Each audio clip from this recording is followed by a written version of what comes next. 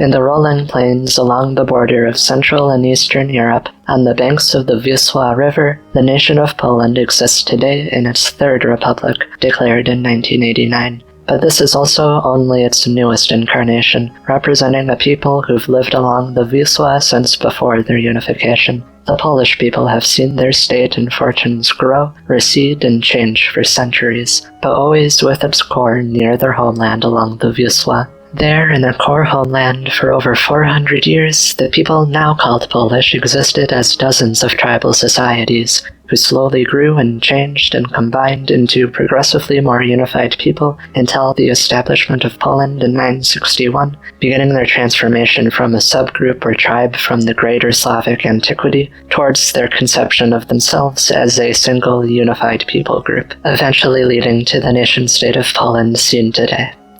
Our main written sources about the first centuries of Polish history are the Polish Chronicle by Galla Sononin, written around 1115, are the Chronicle of Polish Kings by Wincenty Kedłubek, written around the 1190s, the Greater Polish Chronicle from around 1290, and the Chronicles of the Illustrious Kingdom of Poland and additional writings by Jan Długosz, written around the 1450s, supplemented with a few outside writings like Saxo's Deed of the Danes, and a few smaller writings, including the life of Saint Stanisław from the 13th to 14th century, or the autobiographic Chronicle of Janek from the 14th century, or the Chronicle of Dzierżwa from the 14th century, along with writings and fragments from sermons and church yearbooks.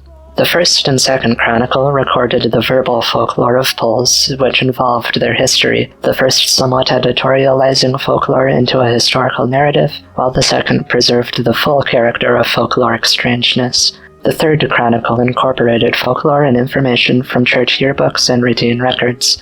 The fourth chronicle was composed using a large number of church writings, including several now lost, including the Lost Chronicle.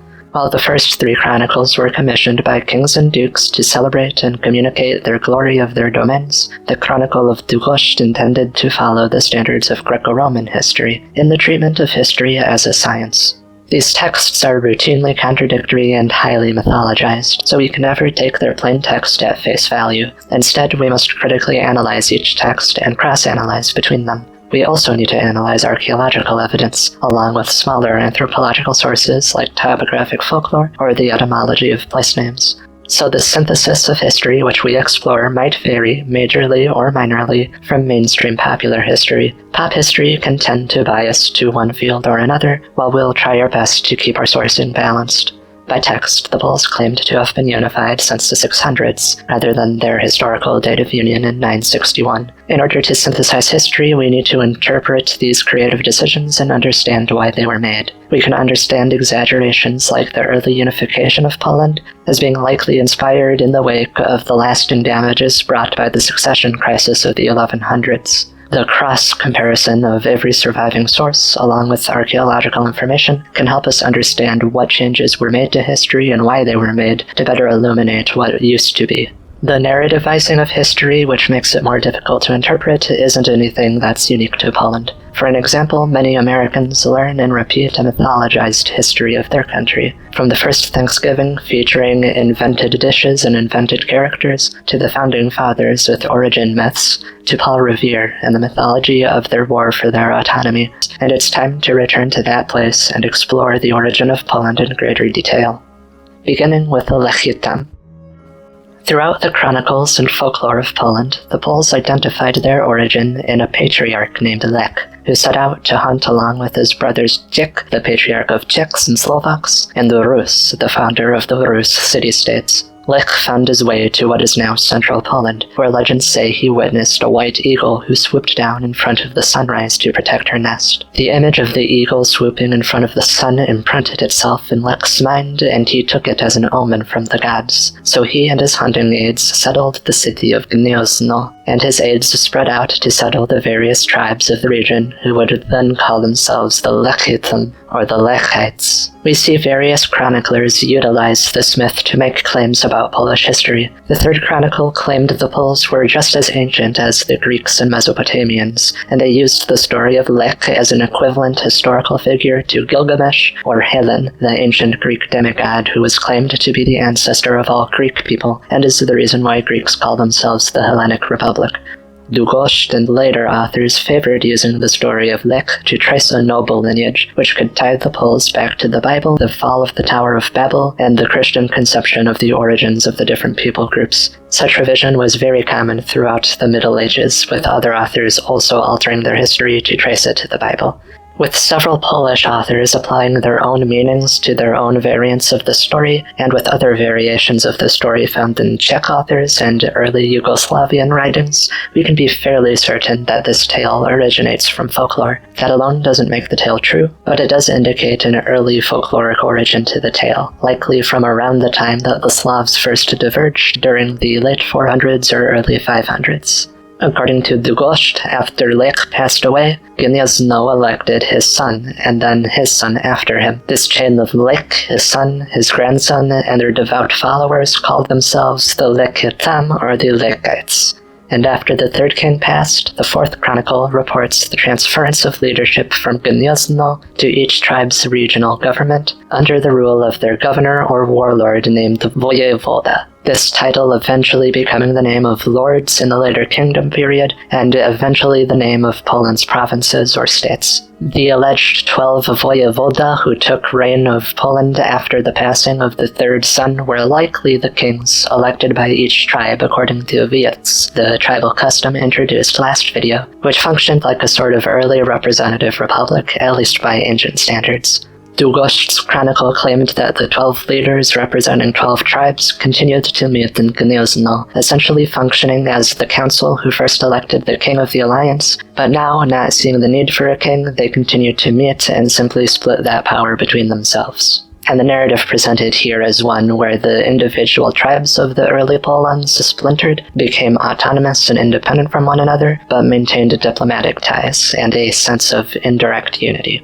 Looking to archaeology, this synthesis holds up fairly well. We can't know whether Lech or his sons specifically existed as individuals, but the Lechitam entering their new homeland under the leadership of an elected king in preparation for conflict just in case there were any remaining Germans is highly probable, along with the retiring of the kingship and their return to tribal autonomy once they had finished settling the land with very little pushback from the remaining Celtic and Germanic villages, these people soon amalgamating into the new Lechitic population. So the existence of a few kings and the existence of the Wojewoda Council to elect a few of them in Gniezno is all wholly plausible and fits with what we know. But the maintenance of the Wojewoda in Gniezno after the kings is more doubtful. The city of Gniezno would remain small, and the tribes drifted from one another in this early time, not showing the type of archaeological cohesion that we would expect if they had remained a unified people with unified representatives. This early drifting led to the development of slight dialectical and cultural variances between the tribes, giving them their individual identities. So after the time of the Lechitam, each tribe likely broke out from the federation until only the few villages around Gniezno remained, and those few villages who remained became the tribe of the Polans and the Goplans, while all the other settlements became self-sufficient and began developing into their own tribal identities. While the 12 Wojewoda are evoked vaguely to imply a continued unity between all Poles, it's more reasonable to speculate that these leaders were representatives of the settlements immediately surrounding Gniezno.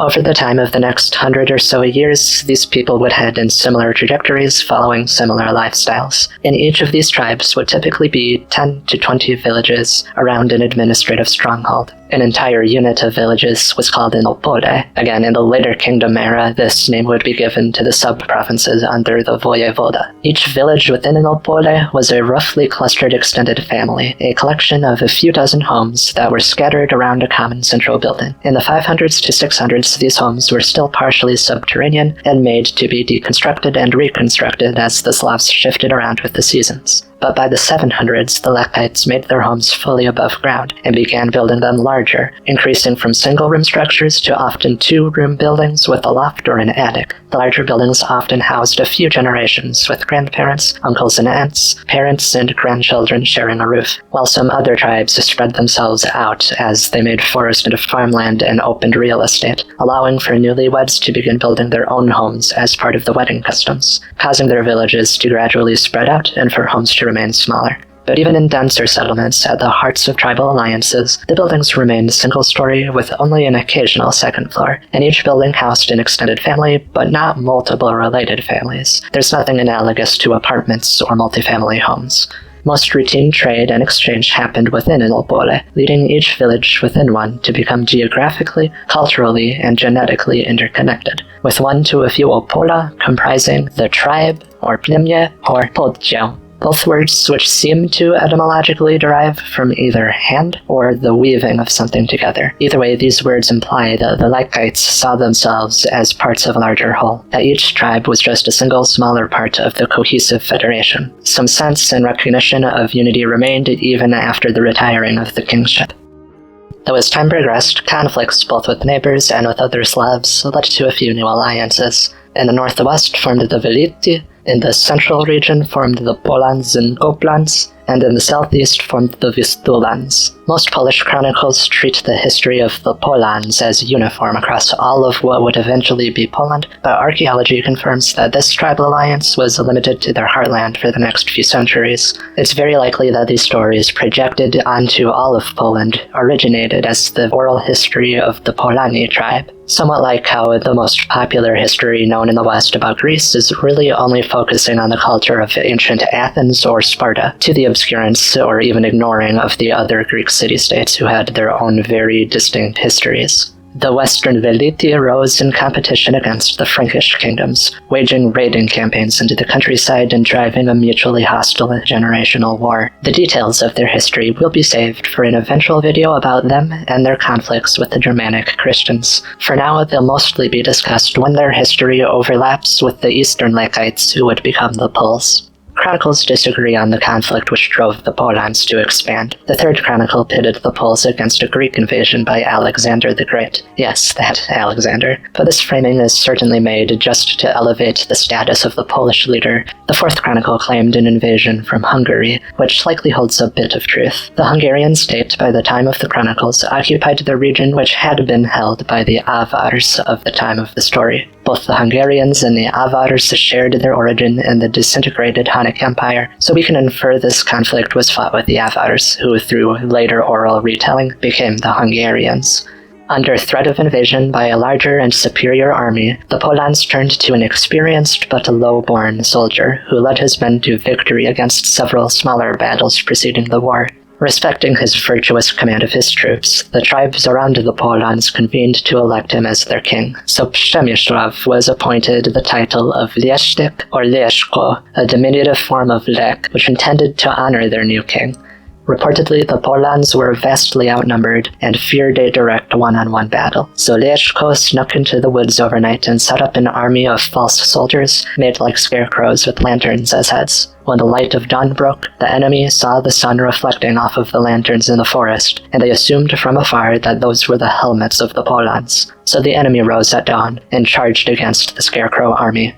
They arrived to find the scarecrows had been removed, and they assumed that the Polans had retreated in fear, but as the Hungarians dwelled there, some in celebration and others in confusion, the Polans burst from the tree line and surrounded them from all sides. With their forces encircled, their cavalry couldn't be deployed. The inner soldiers were helpless to support the front line, and their superior numbers were nullified. The battle was decisive. The Hungarians broke and routed back to their borders, where Leszko pursued them until they left the Lechitic heartland. Once the Hungarians passed their border, Leszko halted his men, not willing to risk overextending in a counter-invasion.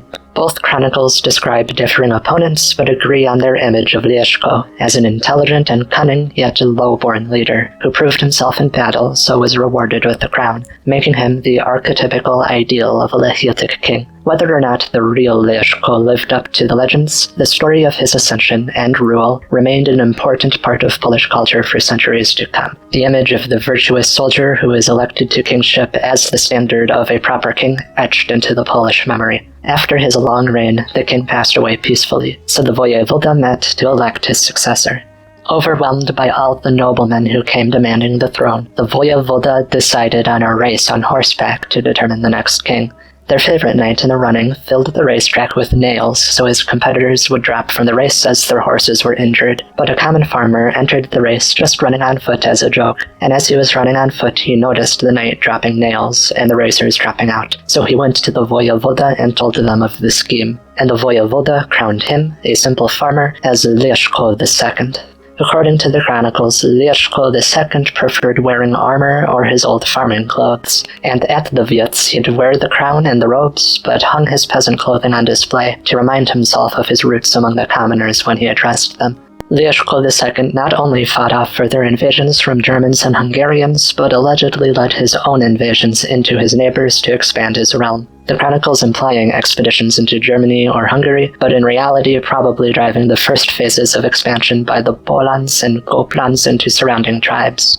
Leszko was credited with hosting many sporting events between knights of the realms, and his talent at making friends with the knights and making peace through sport likely stemmed from a truth of how he forged alliances between the Polans and surrounding tribes peacefully, demonstrating the virtue of his rule and his alliance to the other tribes in acts of bravery without needing ongoing wars. And after Leszko, his son Leszko III was elected by the Wojewoda, who hoped he'd further his father's talent and legacy. The passing of kingship from father to son marked the first dynasty since Lech, and from here, future kings would now be judged according to their forefathers, rather than only against the standard of the mythologized Lech. This building reputation of forefathers, rather than resetting the standards of the king with every election, marked the first steps the Polans took towards monarchy, in a stricter sense. And the habit of preferring to elect a ruler who was descended from the previous became common as the domain grew, and the numbers of lords who came hoping to take the crown increased and increased with the population of the realm. One of these two, Leszko II or Leszko III, might have fought the Holy Roman Emperor Charlemagne, or Charlemagne's son in the Third Chronicle, or, under the time compression of the Second Chronicle, the first Holy Roman Emperor became the first Roman Emperor and he fought Julius Caesar. The chronicles claim that the German prince killed a Polish king named Lech in combat before the Polans drove them back out.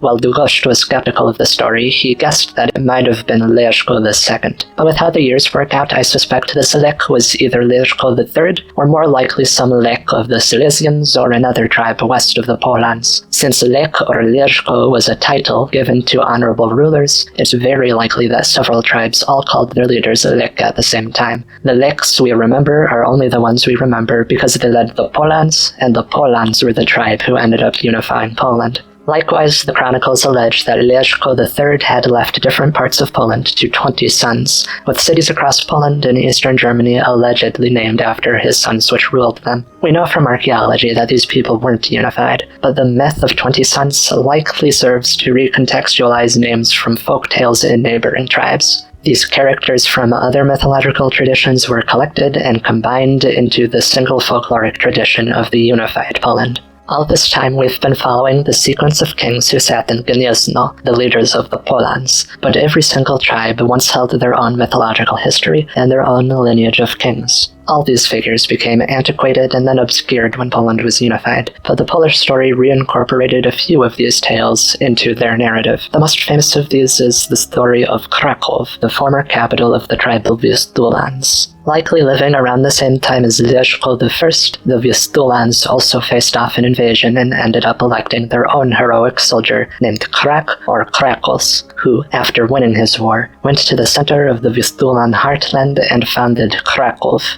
From here, the 2nd and 4th Chronicles present two distinct variants of this folklore. The 2nd Chronicle, prone to compressing historical timelines down to be shorter and grander, implied that Krakus not only won the war and settled Kraków, but also defeated a dragon which emerged from beneath the city, while the 4th Chronicle maintained that Krakus ruled peacefully and then passed away, and that his son and heir, Krak the Younger, slayed the dragon under Kraków and became the king for it. I'm inclined to speculate that the less compressed tale of the son killing the dragon is probably the older version, but the 4th Chronicle also gives its own curveball. In the 400s or 500s, the tribal Czechs were ruled by their own king who happened to be named Krak, so Długosz claimed that the Vistulan king Krak, who ruled 400 years after the Czech Krak, was really the same person, and that Poland and Czechia were unified during his time, and that the conflicting folklore about their different sets of children were really about the division of the realms after Krak's passing.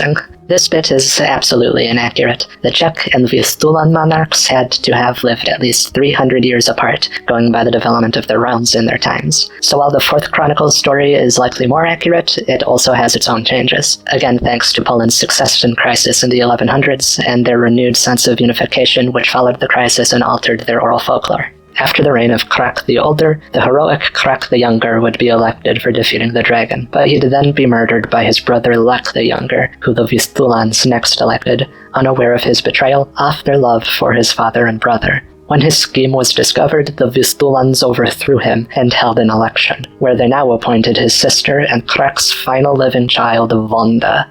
As told in a previous video, Wanda led the Vistulans in battle against an invading Germanic prince. The 2nd Chronicle claimed that the Germanic prince died in the war, and that Wanda returned home and reigned until she died of old age, never marrying or bearing children, while the 3rd and 4th Chronicle insist that after her victory against the Germans, she returned home and she took her own life by leaping off the castle tower into the Wisła, that she sacrificed her life to the pagan gods in exchange for the freedom of the Vistulans or Lechites from foreign rulership. Again, the story might have been compressed by the 2nd Chronicle, combining Wanda with her successor, or the 3rd or 4th Chronicles might have combined the Vistulan story with other bits of folklore from the northern Polans, inadvertently preserving parts of an older northern folktale which has now become lost. It's hard to know exactly what happened in the changing of her story through the alteration of folklore. This all because folklore is complicated to begin with, but is especially complicated when two groups unify and combine their older folktales.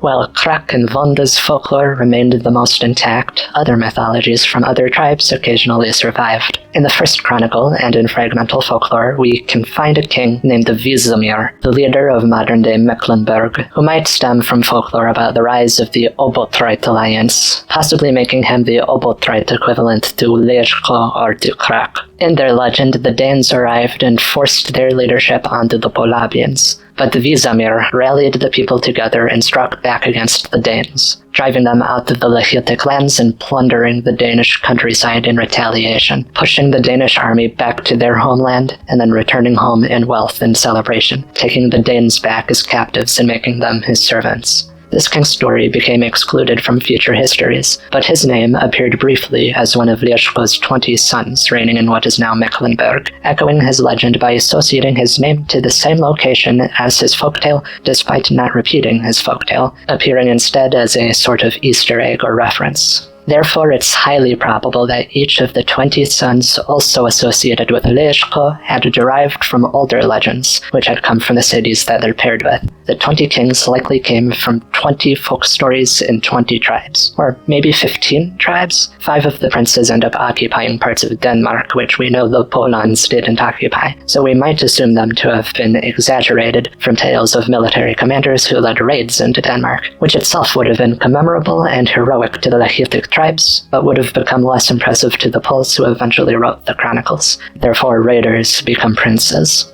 After the time of Leszko and Gniezno, and Krak and Wanda and Kraków, within a few decades, the Vistulans began expanding under the reign of a monarch whose name is now lost, while the Obotrites rose in the northwest. The Polans elected the son of Leszko III, named Popiel, who dedicated his rule to building up the Polans' heartland instead of expanding its borders, with the southwestern Polabians falling under the domain of the Germanic Franks, and the possible death of his father or grandfather in war against the Germans. It's likely likely that Popiel opted to take only a defensive stance and to strengthen the unity of his domain in preparation for the inevitable next invasion, an invasion which he didn't seem to face himself. After his peaceful reign, the Wojewoda selected his son Popiel II to rule. His folklore was pivotal to the developing Polish identity and comes to us in 3 tellings which average to this. Popiel the Younger became a cruel and greedy ruler, abusing his position to take as much food, as much gold, and as many women from his populace as he wanted.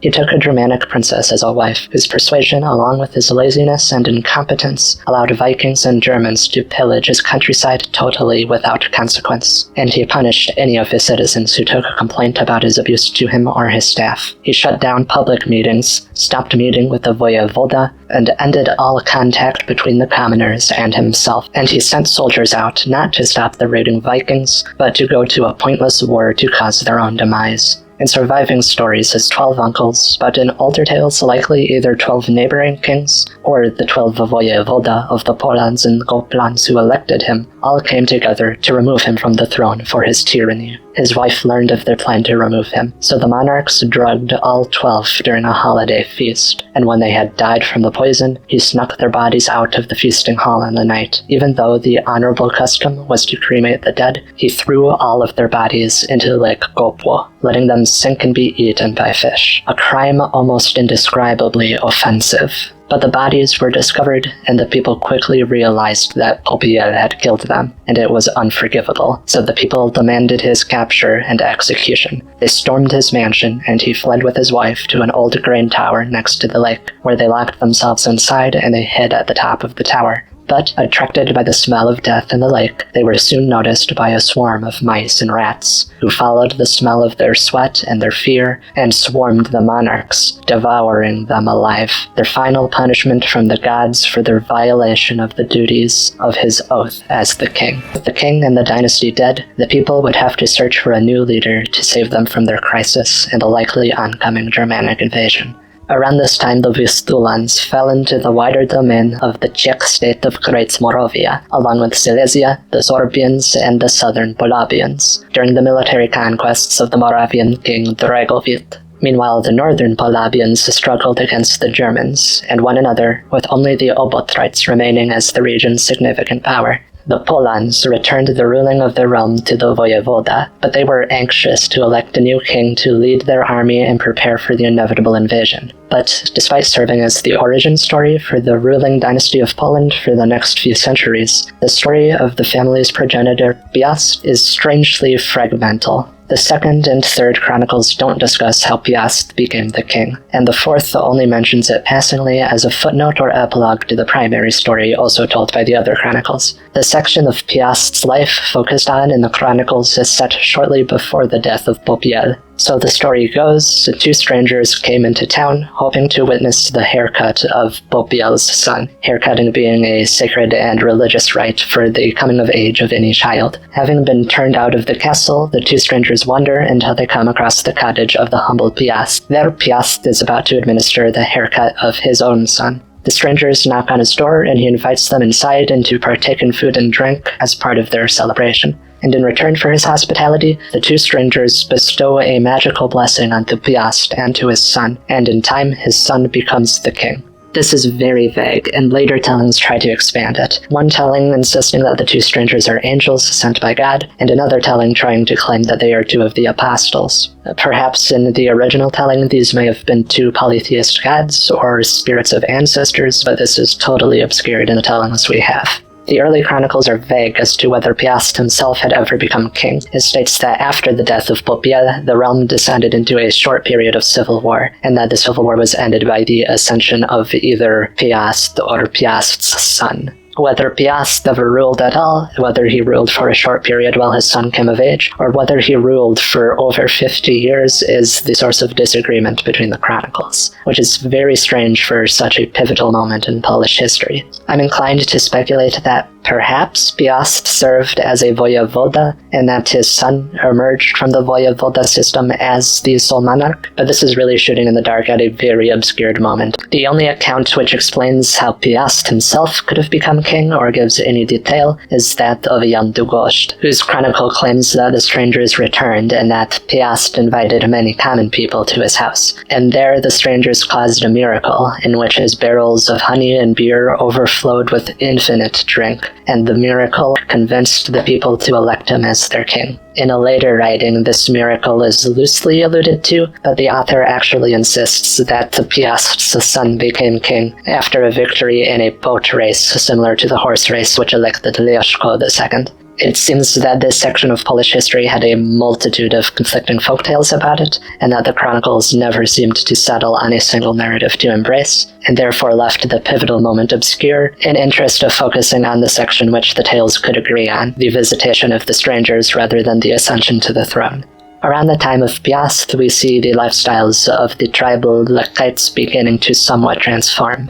Already mentioned was the slow and gradual gravitation of the tribal Lechites from loose, spread-out organization into a few more centralized cities around their tribal arrangements. With accelerating invasions from outside forces and the increasing importance of the king, society was gravitating towards a more centralized structure. And in turn, more of the power that was given to the Wojewoda and to regional leadership, the regional elders who governed individual tribes, or Opoles, was slowly being transferred to the king. In turn, the Wojewodas and the elders of the Opoles, the people who had commanded respect for generations, did not lose their authority in communities, even if their specific governmental functions were decreasing. Instead, these people began to transform into the lords, or the upper class or nobility of the Polans. Their ancestors had commanded respect as the governmental leaders of the tribes, and even as their political importance waned, these people had amassed land through having many successful children, and these people held a great deal of respect and societal importance within their familial settlements, and the electoral roots of their prestige began to fade as they slowly became a social class.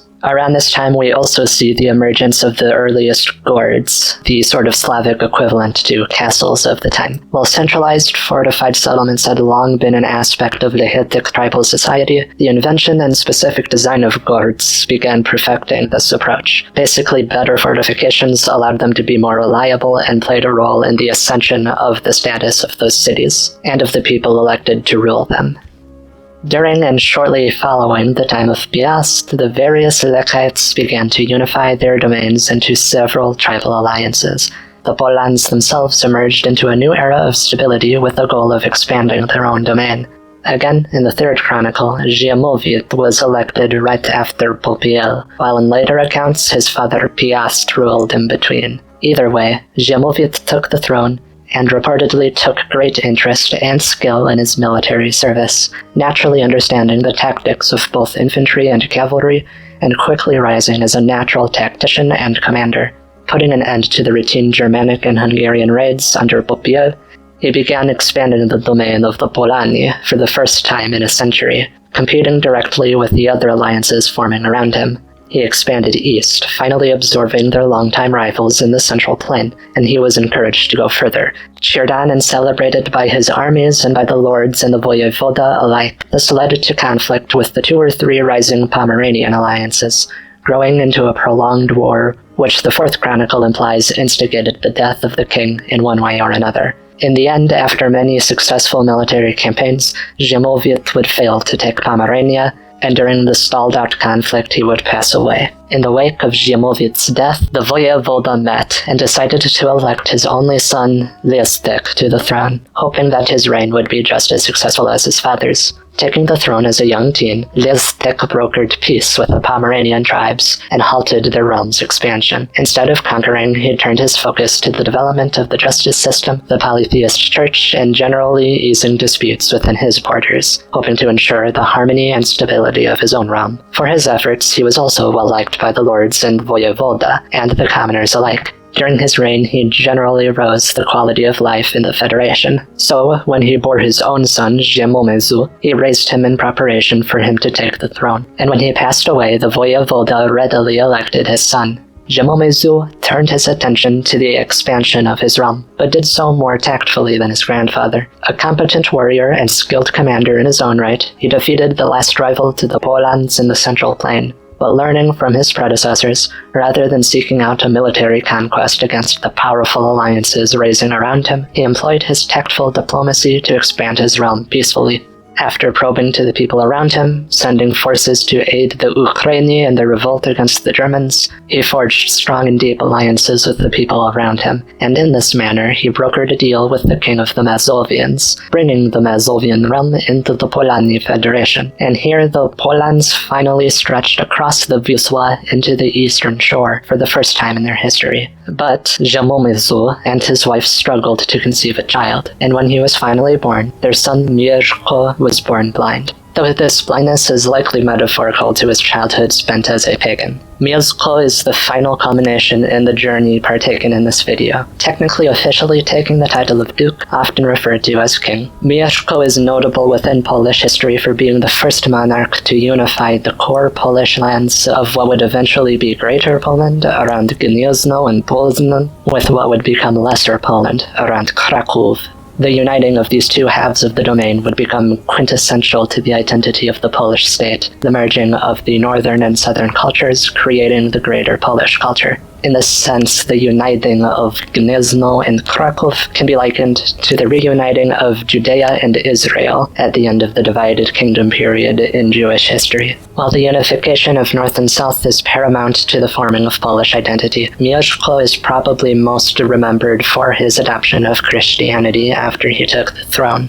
Mieszko came to power overseeing an already expanded Poland with the addition of the Mazovians, and he immediately began trying to bridge connections to the other tribal alliances, himself again opting to try to make diplomatic and peaceful expansions to his realm and avoid warfare. He preferred to opt for diplomatic resolution to avoid needless bloodshed. Through his apt diplomacy, he opened his reign by drawing close ties with the Vistulans, but despite the Vistulans entering a de facto alliance with the Polans very early into his reign, the Vistulans would not legally be fully admitted under the crown of the Polans, because their lands were being invaded and contested by the Bohemian state, who soon took control of Silesia. Mieszko married a Bohemian princess, Dobrawa, and adopted her religion of Christianity to try to ease relations between the two great powers. And with the situation in the south cooled down for a time, he turned his attention to the north. Earlier in his reign, the Kashubians of the east volunteered to join his realm, but he would have to contend against the Pomeranians themselves, against the Polabian confederations, against the Danes, and against the Germans for control of Pomerania. The war was lengthy and difficult, but in time, the Pomeranian lands came under his rule. And with Pomerania secured, he eased on the war in the north to settle the issue with the Czech state in the south. After another lengthy war and an extreme amount of delicate political balancing, the Vistulans would officially be annexed into Poland, and the Silesian lands would be taken from the Bohemians in war.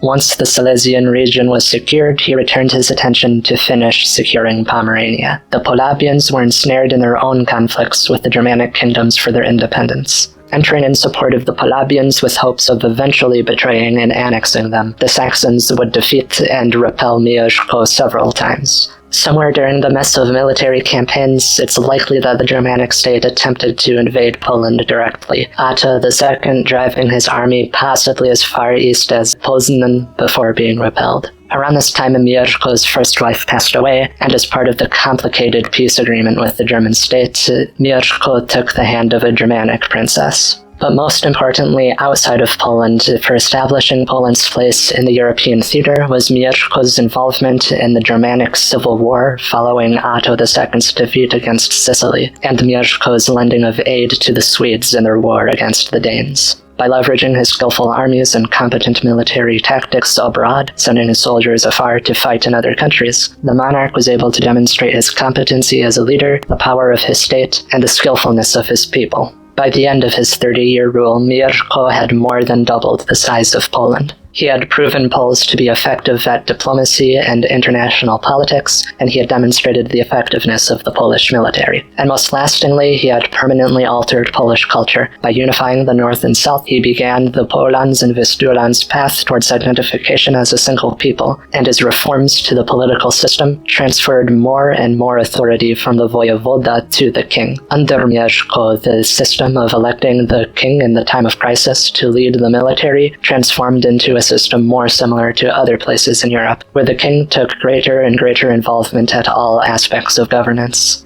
Though he did not take the title of king in his lifetime, Mieszko marks the birth of the Polish kingdom. And this is where we'll leave the story for now. Our expedition through the early history of Poland was vague and complicated, navigating folkloric accounts and scattered archaeological evidence to piece together an idea of how the nation began. But from the reign of Mieszko forward, the introduction of Christianity brought written record, and interconnecting politics with the rest of Christian Europe brought accounts from other peoples. From here on, the story of Poland is deeply interconnected with the story of other countries, and going forward, the history of Poland will transform from folkloric and evidential synthesis to an interrogation of historic record probably more familiar to viewers. And we will pick up next time beginning the history of the Kingdom of Poland.